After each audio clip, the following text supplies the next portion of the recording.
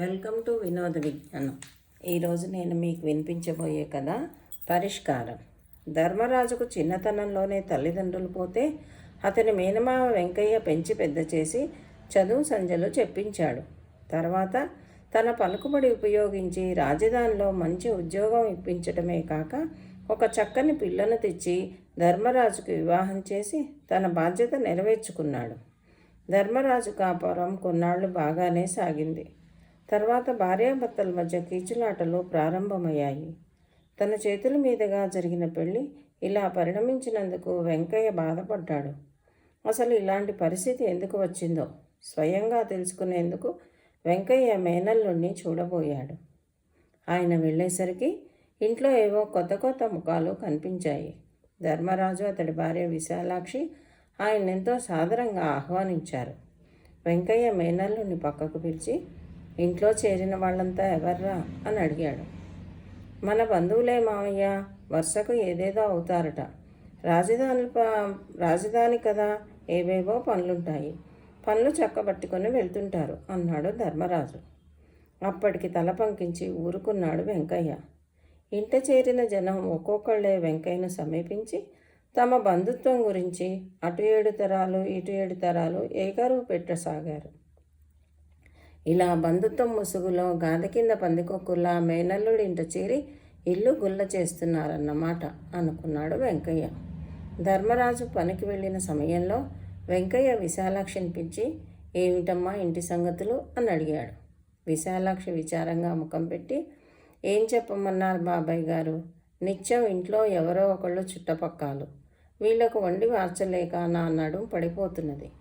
నెల రోజుల పాటు ఇంటి అవసరానికి కొన్న సరుకులు పట్టుమని 10 రోజులు చాలటం లేదు. మళ్ళీ తెమ్మంటే మీ అల్లుడు గారు కస్సుమని లేస్తారు అన్నది. భార్యాభర్తల మధ్య కీచులాటకు ముఖ్య కారణం బోధపడింది వెంకయ్యకు. ధర్మరాజు ఒంటరిగా ఉన్న సమయం చూసి అతడి కొత్త కాపురం గురించి ఆరాలు తీయసాగాడు. ధర్మరాజు ఉద్రేకపడిపోతూ, మావయ్య, నువ్వు నా మెడకు గుదిబండ తగిలించి నాకు ఊపిరాడకుండా చేశావు. విశాలి నువ్వు అనుకున్నంత తెలివితేటలు కలుపుగోలు తన ఉన్న మనిషి కాదు, ఒట్టి జగడాల మారి అన్నాడు. అలాగా, ఇంతకీ ఏం జరిగింది అని అడిగాడు వెంకయ్య. ప్రతి స్వల్ప విషయానికి రాద్ధాంతం చేస్తుంది.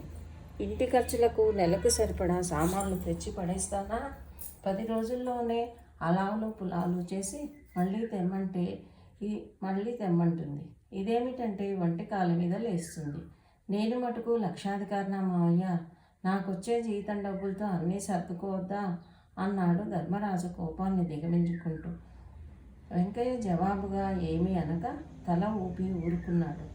అదే పనిగా బంధువులు పడి తినే ఇల్లు గుల్లకాక తప్పదు.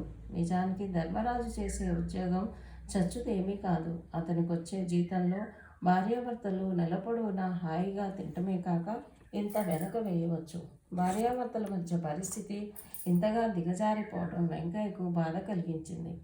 ఇంట్లో నానా రకాల బంధుగణం చేరడం మూలాన ధర్మరాజు విశాలాక్షి మనసు పడి మాట్లాడుకునే అవకాశమే లేదు. ఒకరి కష్టాలు మరొకరికి చెప్పుకోకపోవడం వల్ల మానసికంగా ఒకరినొకరు దూరం కావడం ఇద్దరి మధ్య అగాధాలు ఏర్పడడానికి కారణం అవుతున్నది. వెంకయ్య నగరంలో మరి 2 రోజులుండి తానెరిగిన వారిని కలుసుకుని ధర్మరాజుకు రాజధానికి చాలా దూరాన ఉన్న ప్రదేశానికి బదిలీ ఏర్పాట్లు చేశాడు. ధర్మరాజు మొదట్లో ఆ కొత్త ప్రదేశాన తనకు రాజధానిలో గల సౌకర్యాలన్నీ లేవని బాధపడ్డాడు. కానీ ఈ మారుమూల బంధువుల దాడులు లేకపోవడంతో అతడికి భార్యకు మధ్య లోగడ ఏనాడూ లేనంత సాన్నిహిత్యం ఏర్పడింది. తన మేనల్లుడు భార్య చాలా అన్యోన్యంగా ఉంటున్నారని, భార్య కోరికలను తన మేనల్లుడు చిటికలో తీర్చగలుగుతున్నాడని తెలిసి వెంకయ్య తృప్తిగా నవ్వుకున్నాడు.